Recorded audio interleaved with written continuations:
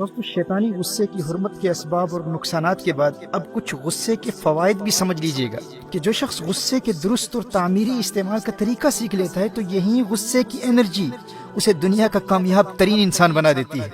ایسا غصے والا غصیلا شخص مجھے بہت پیارا لگتا ہے۔ تم کو آتا ہے پیار پہ غصہ، مجھ کو غصے پہ پیار آتا ہے۔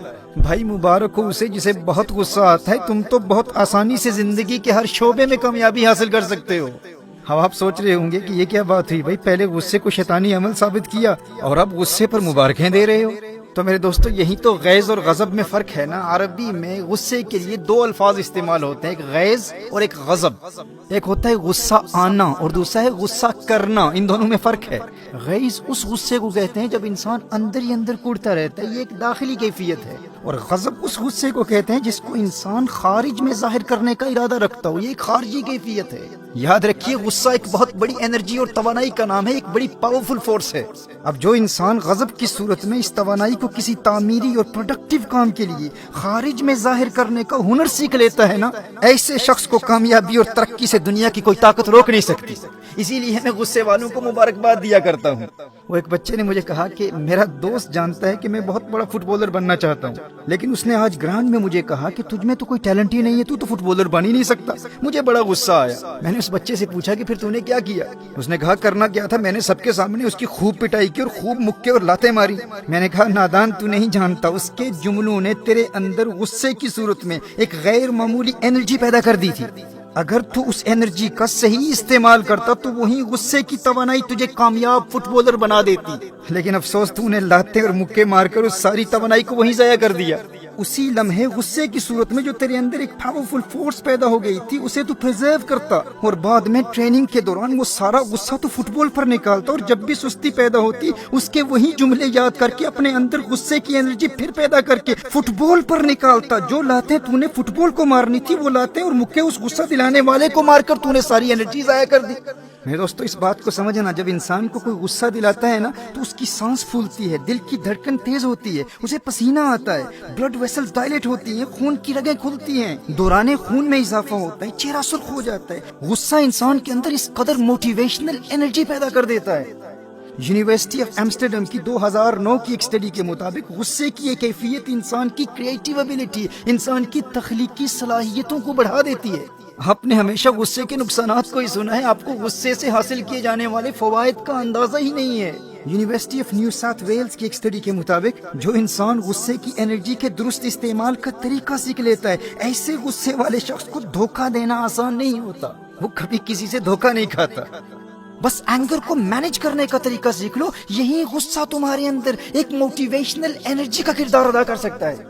جس طرح پیاس پیاسے کو پانی تلاش کرنے کے لیے موٹیویشن دیتی ہے، بھوک بھوکے کو کھانا تلاش کرنے کے لیے موٹیویٹ کرتی ہے، عین اسی طرح غصہ انسان کے اندر اس کے گول کو اچیو کرنے کی غیر معمولی موٹیویشن پیدا کر سکتا ہے۔ بڑے مقاصد والا انسان، بڑے اہداف والا انسان، بڑی ڈریم والا انسان اپنا سارا غصہ اپنے گول پر نکالتا ہے اور غصے کی توانائی کے ذریعے اپنے گولز اور اپنے مقاصد کو اچیو کرتا ہے۔ لیکن جن کی زندگی کا کوئی مقصد ہی نہیں ہوتا، کوئی گول ہی نہیں ہوتا، انہیں بھی غصہ کہیں نہ کہیں تو نکالنا ہوتا ہے نا، تو پھر وہ اسی پر نکالتا ہے جو اسے غصہ دلاتا ہے، کیونکہ مقصد پر نکالنے کے لیے مقصد ہے ہی نہیں زندگی کا، جس کے نتیجے میں قتل ہوتے ہیں، دشمنیاں پیدا ہوتی ہیں، لوگ جیلوں میں چلے جاتے ہیں۔ جائیے پریزنز میں جا کر دیکھیے، جیلوں میں جا کر دیکھیے، بڑے بڑے ذہین اور علم والے لوگ 20-20 30-30 سالوں سے جیلوں میں اپنی زندگی برباد کر رہے ہیں۔ ان کی لائف سٹوری ان سے پوچھیے، چونکہ زندگی میں کوئی بڑا گول ہی نہیں تھا، کسی نے ایک لمحے کے لیے غصہ دلایا، غصے کو مینج کرنے کا وہ طریقہ نہیں جانتے تھے، اور غصے کو استعمال کرنے کے لیے ان کی زندگی کا کوئی مقصد اور ہدف تھا ہی نہیں، تو انہوں نے کیا کیا، اپنا غصہ اسی پر نکال دیا، اس شخص کو زخمی کر دیا، اسے قتل کر دیا اور اپنی ساری زندگی برباد کر دی۔ وہ ایک لمحے کی خطا تھی، وہ وقت بھی دیکھا ہے تاریخ کی گھڑیوں نے، لمحوں نے خطا کی تھی، صدیوں نے سزا پائی۔ میرے دوستو لڑائی جھگڑوں میں اپنی زندگیاں برباد کرنے والے اور غصہ دلانے والے پر غصہ نکالنے والے یہ وہی لوگ ہوتے ہیں جنہوں نے ابھی تک اپنی زندگی کا مقصد اور ہدف مقرر ہی نہیں کیا۔ اور جن والدین کی اولاد لڑائی جھگڑوں میں اپنا وقت برباد کر رہی ہے، ان والدین کو بھی چاہیے کہ اولاد کے لیے کوئی مقصد تلاش کریں، انہیں کوئی زندگی کا مقصد دیں۔ کم از کم اپنی اولاد کے لیے آپ اتنا تو کر سکتے ہیں نا۔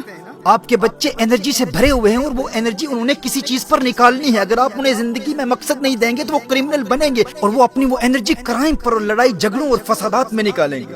اور جس خوش قسمت انسان کو زندگی میں واضح مقصد مل جاتا ہے اور وہ اپنے مقصد کو تلاش کر لیتا ہے، اسے تو اس بات کا خوف لاحق ہوتا ہے کہ کہیں میں غافل نہ ہو جاؤں، کہیں سست نہ ہو جاؤں. وہ تو مواقع کی تلاش میں ہوتا ہے کہ کوئی غصہ دلائے اور میں اس غصہ دلانے والے کا شکریہ ادا کرتے ہوئے اس غصے کو اپنے مقصد پر نکالوں.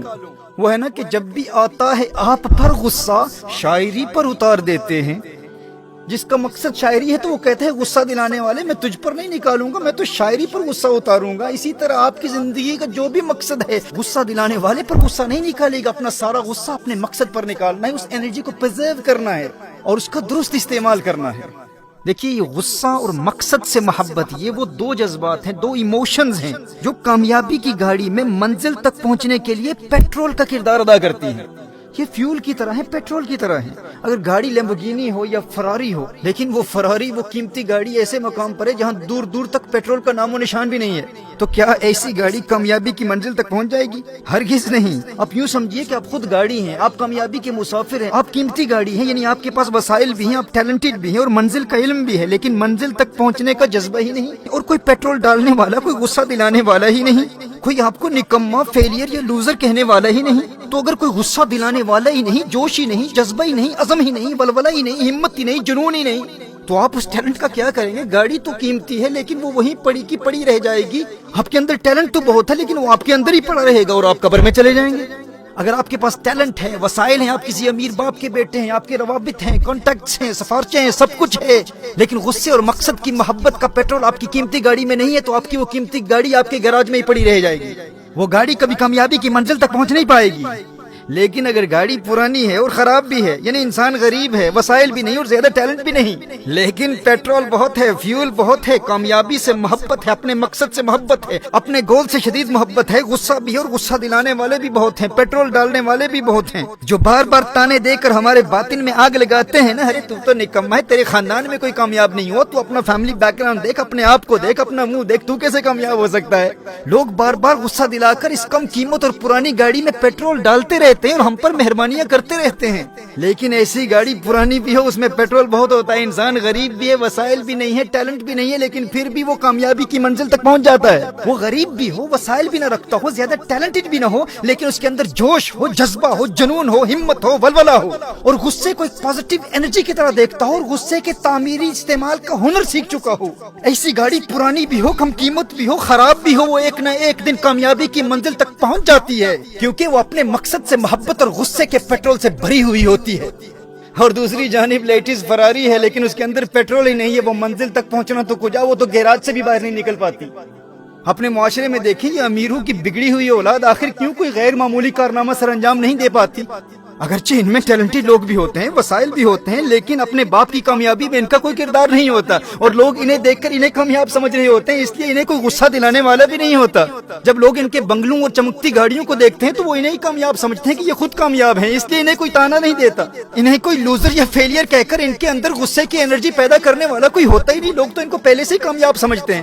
تو اسی لیے یہ بہت کم ہوتا ہے کہ کسی امیر کا بیٹا کوئی قابل ذکر کارنامہ سر انجام دے کر اپنے باپ سے بھی آگے نکل جائے. تو ایسے لوگ ان مہنگی گاڑیوں کی طرح ہوتے ہیں جن میں پیٹرول نہیں ہوتا، کیونکہ کوئی پیٹرول ڈالنے والا ہی نہیں ہے نا. لیکن دوسری جانب ایک غریب شخص جو غصے کے پیٹرول کا درست استعمال سیکھ لیتا ہے وہ سب سے آگے نکل جاتا ہے. جس کے پاس پہلے سے کچھ ہوتا ہے وہ کامیاب ہو بھی جائے لیکن اس کی کامیابی بہت محدود ہوتی ہے. غیر معمولی کامیابی وہی حاصل کرتا ہے، ہیرو وہی بنتا ہے جو پہلے زیرو ہوتا ہے. ہیرو وہی بنتا ہے جو پہلے زیرو ہوتا ہے. فلمی ہیرو نہیں، حقیقی زندگی کے ہیرو کی بات کر رہا ہوں. میرے دوست یاد رکھنا، سٹوری وہی بنتا ہے جس کے پاس کچھ نہ ہو اور پھر سب سے آگے نکل جائے. وہ پاکستان کی ایک بڑی شخصیت نے مجھ نااہل سے کہا تھا کہ جس فیلڈ میں تم ہو اس میں تو تمہارا کوئی فیملی بیک گراؤنڈ تو ہے ہی نہیں، اور یورپ اور امریکہ میں تو تمہاری کامیابی سمجھ میں آتی ہے کہ تم وہیں رہتے ہو، لیکن ہند و پاک میں تمہارے چاہنے والوں کی تعداد ملینز میں ہے. بھائی برطانیہ میں بیٹھ کر بات کرتے ہو اور دنیا میں لاکھوں لوگ تمہیں سنتے ہیں، جبکہ اس فیلڈ میں تمہارا کوئی فیملی بیک گراؤنڈ ہی نہیں ہے. اور دوسری جانب پاکستان میں اسی فیلڈ کے خاندانی لوگوں کا پیغام انتہائی محدود لوگوں تک پہنچتا ہے. تو میرا جواب یہی تھا بھائی کہ فیملی بیک گراؤنڈ اور موافق حالات انسان کو کمزور بنا دیتے ہیں. تو میرے وہ دوست جو وسائل کے نہ ہونے کی وجہ سے مایوسی کا شکار ہو جاتے ہیں، یاد رکھنا سٹوری وہی بنتا ہے جو صفر سے شروع کرتا ہے، جو زیرو سے شروع کرتا ہے. ہیرو وہی ہوا کرتا ہے. लोगों के तानों से कभी हिम्मत नहीं हारना और ना ही उनसे कभी झगड़ा करना।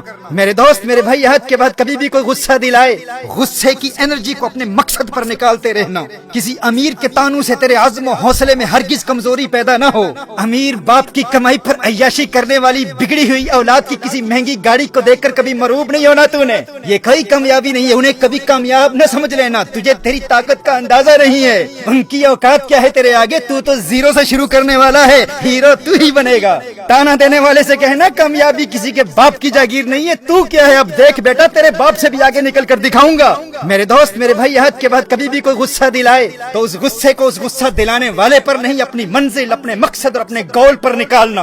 और जब वो मंजिल मिल जाए तो रुकना नहीं है, आगे बढ़ना है, नई मंजिल तलाश करनी है। और जब वो मंजिल मिल जाए तो एक और मंजिल मुकर्रर करना, फिर नई मंजिल, फिर नई मंजिल, फिर नई मंजिल। और दुनिया की कोई ताकत तेरी नई मंजिलों की तलाश और उनके हुसूल के सफर को रोक नहीं सकती।